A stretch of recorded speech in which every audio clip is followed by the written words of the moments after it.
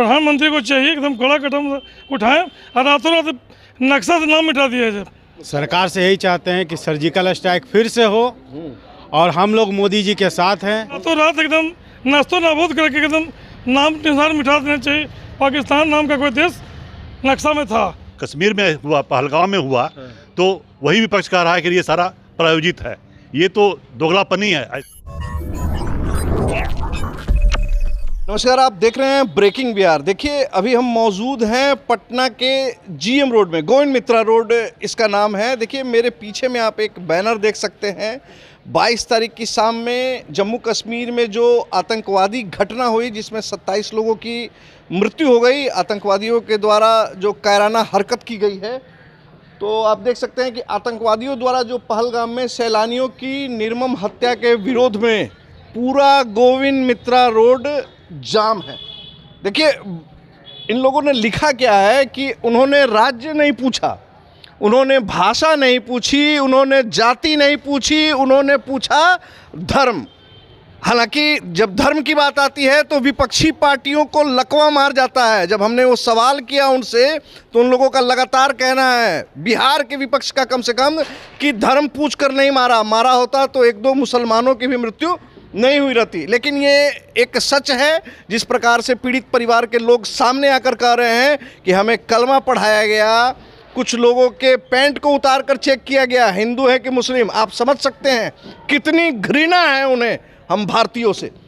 और आज शनिवार का दिन है। शनिवार के दिन गोविंद मित्रा रोड बंद कर दिया गया। देखिए, अमूमन देखा जाता है कि रविवार के दिन भी गोविंद मित्रा रोड में चहल पहल बनी रहती है। और जिस प्रकार से यहाँ पूरे बिहार से लोग आते हैं दवाई का खरीद करने के लिए, चूँकि बिहार का सबसे बड़ा बाज़ार है और हर दिन करोड़ों का व्यापार यहाँ होता है।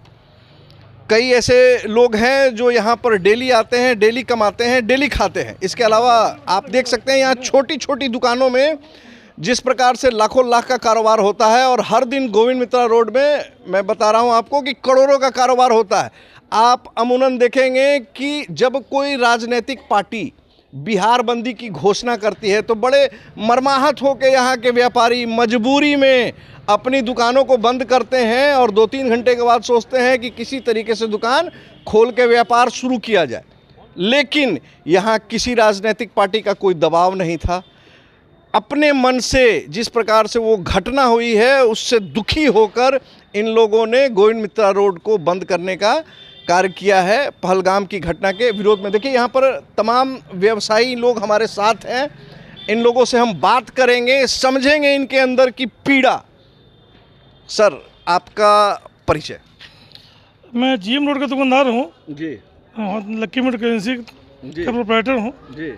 हम लोग पूरा जीएम रोड का बंद रखे हुए हैं। इतना बड़ा घटना जो पहलगाम में हुआ है, कायराना हरकत जो है, सैलानी घूमने आए थे काफ़ी दूर से, पहले से टिकट बुक करा के घूम रहे थे कि बहुत अच्छा स्वर्ग का दर्शन करेंगे, धरती का स्वर्ग कहा जाता है। और जिस तरह से निर्मम हत्या कर दिया गया आतंकवादियों के द्वारा, हम लोग यहाँ पर एकदम तैयार बैठे हुए। हम लोग सरकार का ऑर्डर थे तो हम लोग बॉर्डर पर जाकर लड़ने को तैयार हैं। और ये एकदम आर या पार की लड़ाई होना चाहिए। प्रधानमंत्री को चाहिए एकदम कड़ा कदम उठाएं और रातों रात नक्शा से नाम मिटा दिया जाए।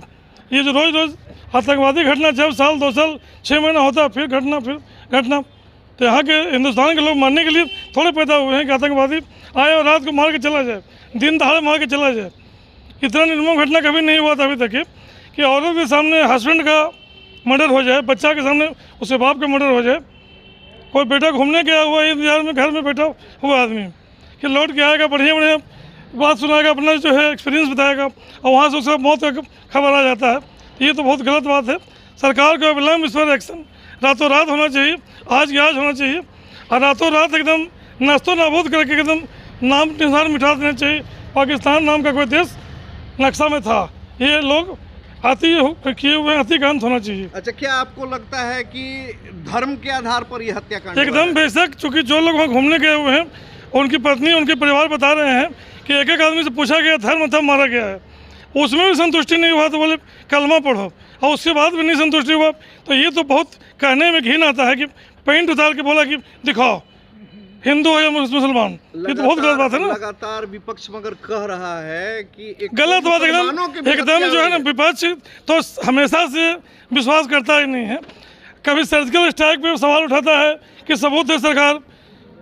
पिछले बार भी क्या हुआ, सरकार अपना काम करके निकल गया रातों रात, और यहाँ लोगों को सबूत चाहिए। क्या सबूत चाहिए? जब आज मार के चला गया 3 दहाड़े, तो सबूत लोग जाएँ। ये लोग सबसे पहले जाना चाहिए पहलगाँव, वहाँ ग्राउंड जीरो पर जाकर देखना चाहिए कि कैसे मारा है। अभी भी जूता चप्पल बोतल पूरा हर जगह फैला हुआ है।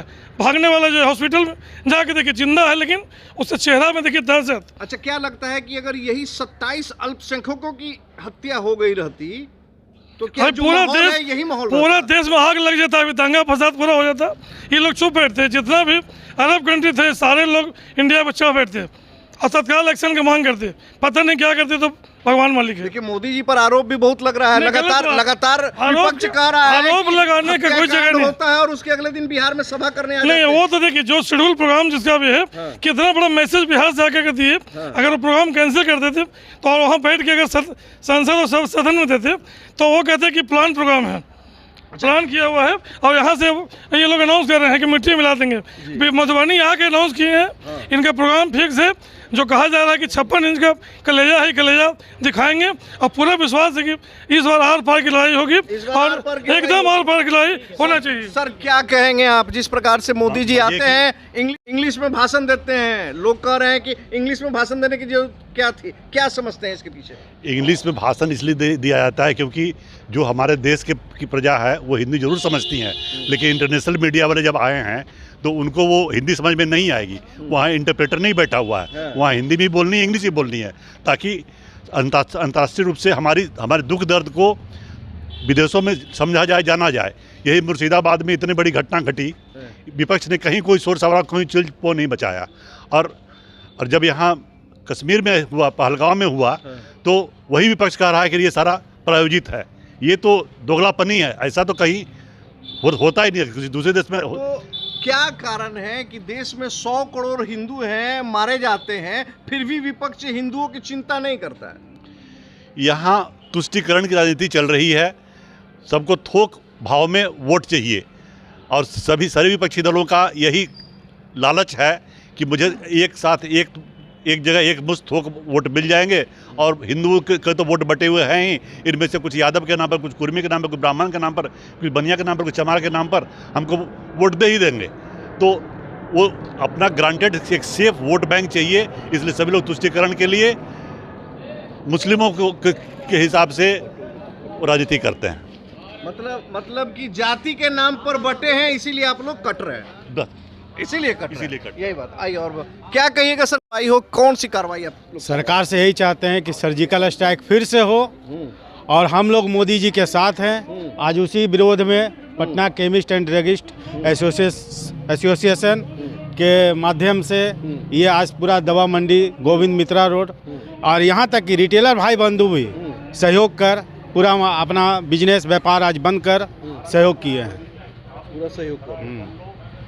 तो आपने देखा, देखिए, लगातार हम कह रहे हैं कि जिस प्रकार से विपक्ष बेबुनियाद बातों को कह रहा है, लगातार कह रहा है कि धर्म के आधार पर हत्याकांड नहीं हुआ है, ये नरसंहार धर्म के आधार पर नहीं हुआ है। लेकिन जिस प्रकार से लगातार लोगों का कहना है कि धर्म पूछकर, कलमा पढ़वाकर मारा गया है, और इसके बावजूद अगर विपक्ष इस बात को नहीं समझ पा रहा है, तो आप एक बात समझ जाइए कि ये घटना जिनके भी साथ घटी, जिस भी राज्य के थे, जिस भी जाति के लोग थे, आपको अगर ये लगता है कि कल ये घटना आपके साथ नहीं घटेगी, तो आप अगर अपने आप में सोचकर अपने आप को गलतफहमी में रखे हुए हैं, तो आप गलतफहमी में रहें। लेकिन हकीकत ये है कि आतंकवादी घटना किसी के साथ में भी हो सकती है, इसका शिकार कोई भी हो सकता है। हालांकि प्रधानमंत्री मोदी पर लगातार ये भी आरोप लग रहा है कि सीमा से इतने अंदर आतंकवादी कैसे आ गए, उनके पास में इतने हथियार कैसे उपलब्ध हो गए।